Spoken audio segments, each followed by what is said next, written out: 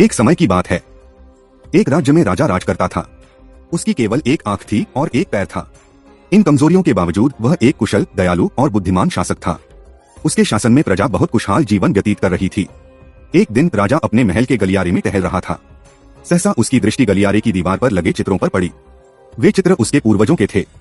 उन्हें देखकर राजा के मन में विचार आया कि भविष्य में जब उसके उत्तराधिकारी महल के उस गलियारे से गुजरेंगे तो उन चित्रों को देखकर अपने पूर्वजों का स्मरण करेंगे। लेकिन राजा का चित्र अब तक उस दीवार पर नहीं लगा था। अपनी शारीरिक अक्षमताओं के कारण वह नहीं जानता था कि उसका चित्र कैसा दिखेगा। फिर भी उस दिन उसने सोचा कि उसे भी अपना चित्र उस दीवार पर लगवाना चाहिए। अगले दिन उसने अपने राज्य के श्रेष्ठ चित्रकारों को दरबार में आमंत्रित किया। दरबार में उसने घोषणा की, मैं महल में लगवाने के लिए अपना सुंदर चित्र बनवाना चाहता हूँ। जो मेरा सुंदर चित्र बना सके वह चित्रकार आगे आए। चित्र जैसा बनेगा वैसा ही इनाम मिलेगा। दरबार में उपस्थित चित्रकार अपनी कला में निपुण थे।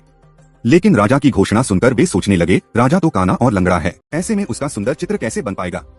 अगर चित्र सुंदर नहीं दिखा तो हो सकता है राजा क्रोधित होकर सजा दे दे। यह विचार किसी को आगे आने का साहस न दे सका। सब कोई न कोई बहाना बनाकर वहां से चले गए। लेकिन वहां मात्र एक युवा चित्रकार खड़ा रहा। राजा ने उससे पूछा, क्या तुम मेरा चित्र बनाने को तैयार हो? युवा चित्रकार ने सिर झुकाकर विनम्रता से कहा, हाँ महाराज। राजा ने उसे चित्र बनाने की आज्ञा दे दी। अगले ही दिन से वह चित्रकार राजा का चित्र बनाने में जुट गया। कुछ दिनों बाद चित्र बनकर तैयार हो गया। जब चित्र के अनावरण का दिन आया तो दरबार में दरबारी सहित वे सभी चित्रकार भी उपस्थित हुए जिन्होंने राजा का चित्र बनाने से इनकार कर दिया था। सभी उत्सुकता से चित्र के अनावरण की प्रतीक्षा कर रहे थे। जैसे ही चित्र का अनावरण हुआ, राजा सहित सबके मुंह खुले के खुले रह गए। चित्र बहुत ही सुंदर बना था। उस चित्र में राजा घोड़े पर सवार था।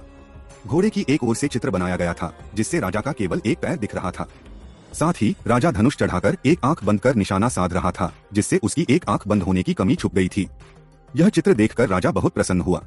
उसने हंसते हुए कहा, तुमने अपनी बुद्धिमत्ता से मेरी कमजोरियों को छुपाकर मुझे गौरवशाली रूप में दिखाया है। राजा ने उसे पुरस्कृत करने के साथ साथ अपने दरबार का मुख्य चित्रकार भी नियुक्त कर दिया।